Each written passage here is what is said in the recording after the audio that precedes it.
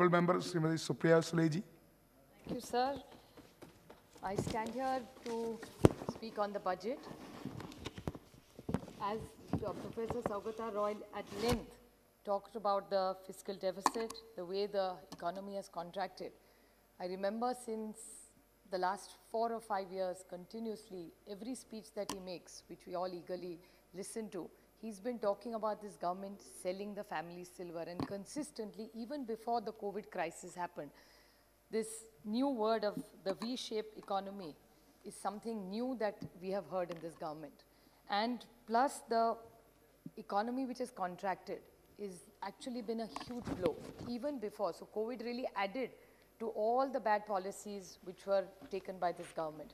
So it's very unfortunate that we are through this challenge. The whole world is going through this challenge. But India is, of course, economically suffering now because of several of these decisions taken by this government.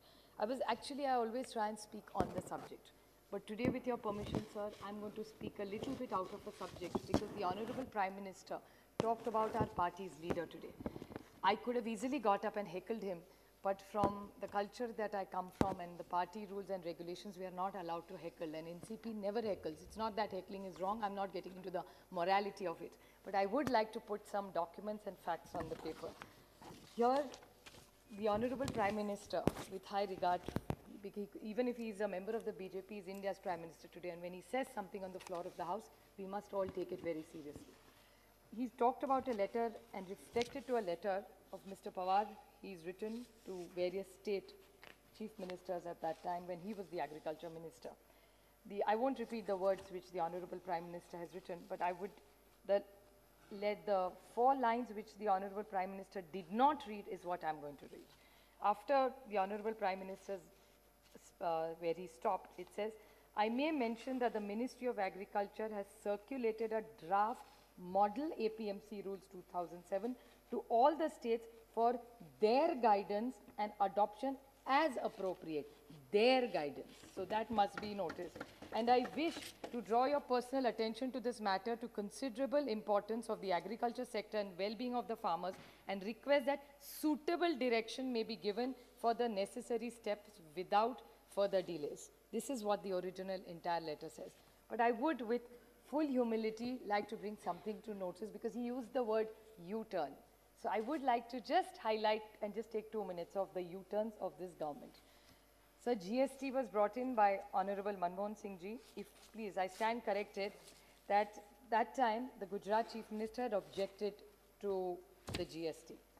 We brought in the RTI, we brought in the food security, we as in the UPA government, the right to education, NREGA, the new corporate law, the company bill, the DTC, the Aadhaar, the land acquisition.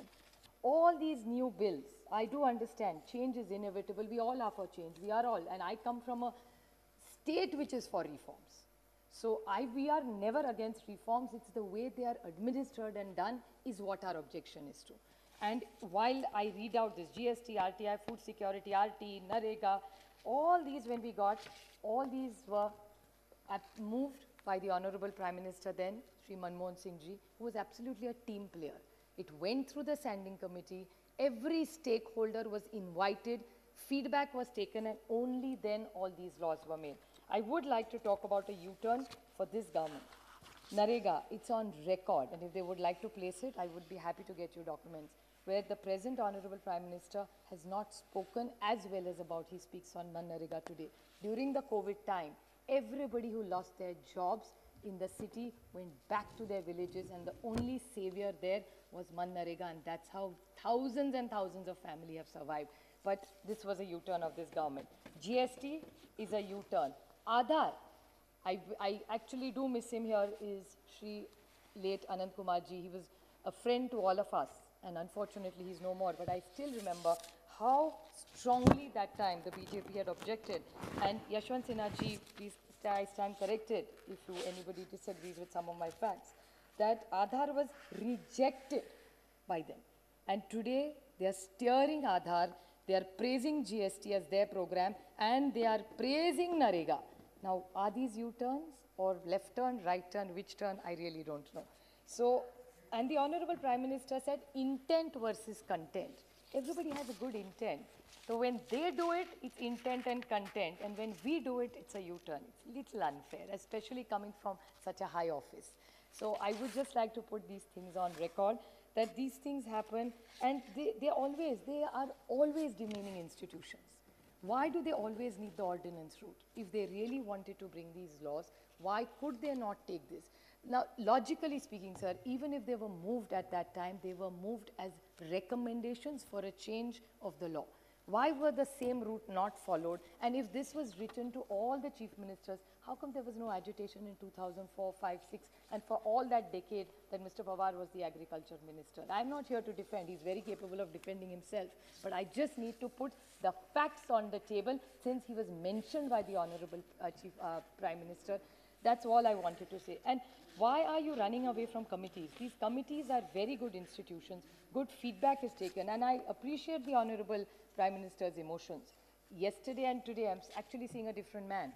Leadership is about vulnerability. And he showed he was vulnerable yesterday and today. I wish there was continuity in this, and he showed the same vulnerability. He should open his arms, call the farmers and Mr. Tikait to his house for tea, and why not resolve it? If you can't resolve it that way, call the political leaders. If he feels there are politicians involved, why not call them? If there's a will, there's a way. So if he really wants to work around the farmers, let's stop this conflict, because this entire country and the global situation is not helping any of us with any aberration like this, especially the farmer, I think, who feeds us. So I think I want to put this on the table, and now I will come back on another U-turn. Since Dayanidhi Maran extensively talked about the vaccine, I would like to put that U-turn. It just occurred to me.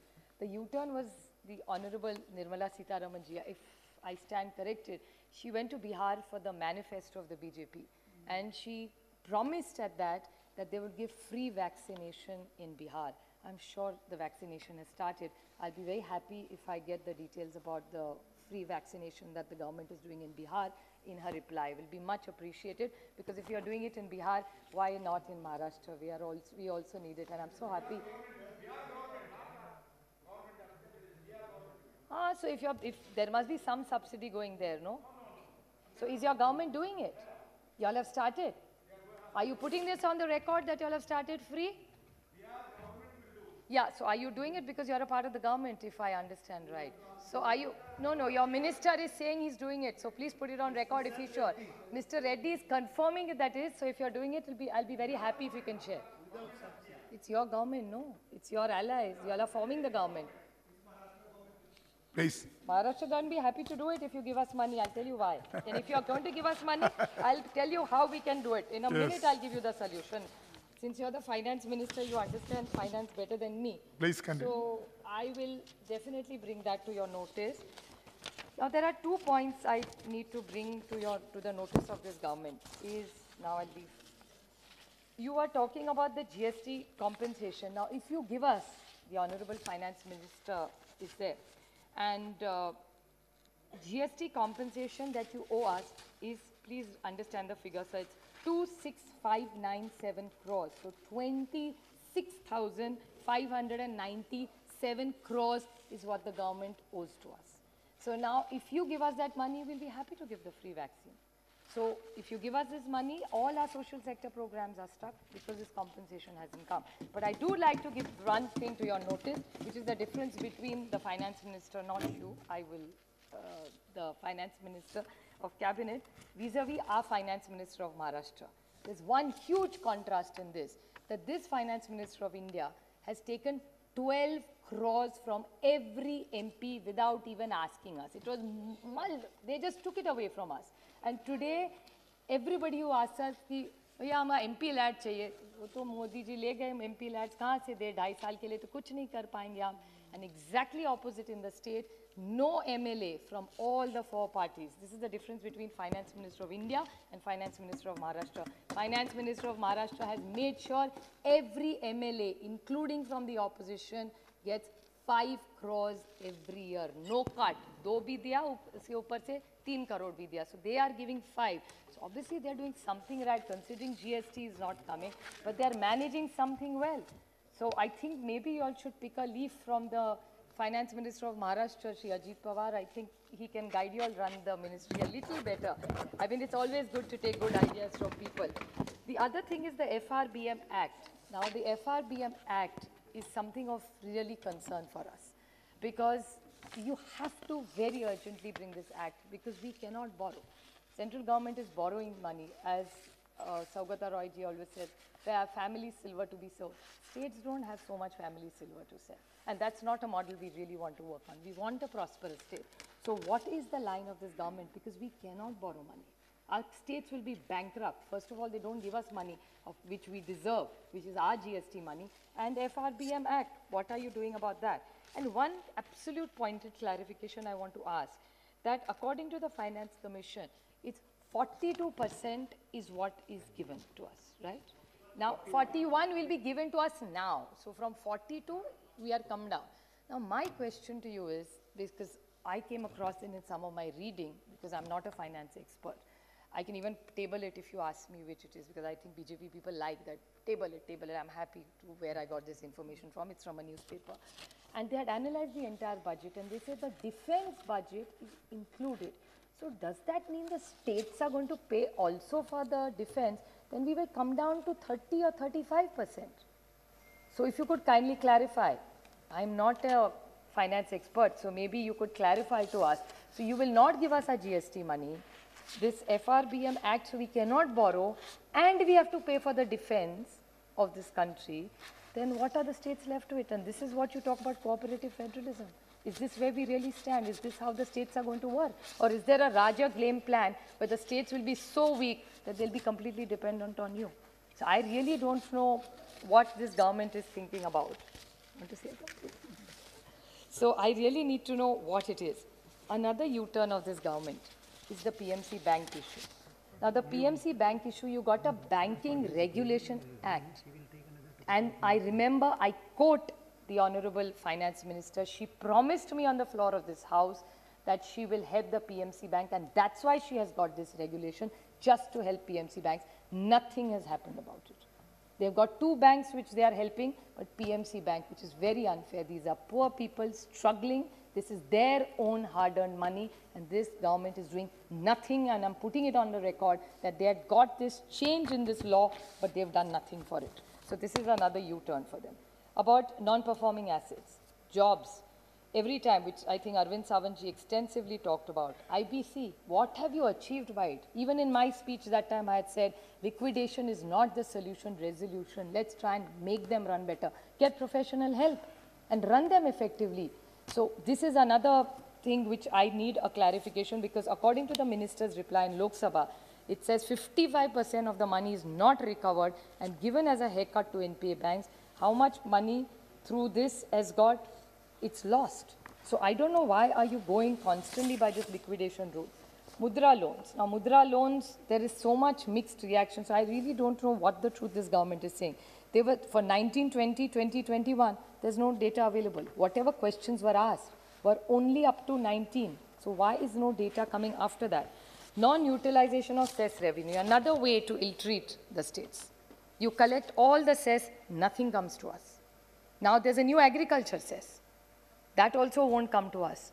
So, and the CAG has not flattered this government at all about the cess that is collected. Lakhs, let me give you the exact number. It's a question to Anurag Thakurji by Ms. Ramya Haridas, in which he has said that the entire cess is not even spent. And the CAG report says that whatever monies have come, according to the CAG, more than just 2 minutes, last 2 minutes. Please come. More than rupees 2.18 lakh crores collected by central government as cess for specific purposes as education, sanitation, infrastructure has either not fully been transferred to the dedicated fund or remains unutilized. This is what the CAG is saying.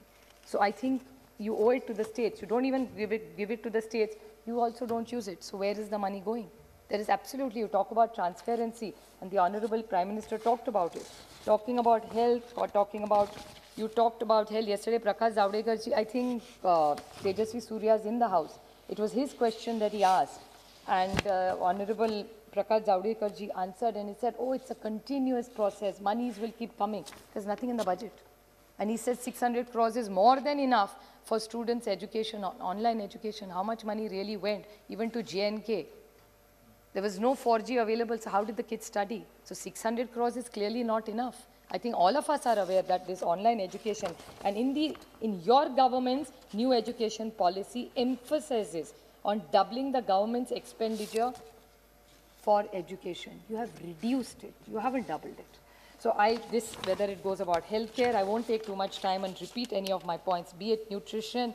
One last point I will want to bring to the notice of this government, which also my colleague Krishna brought to my notice. He says the NBFCs, there are online organizations which reach out to you to give loans. This is a real serious issue. It's not really only about the budget.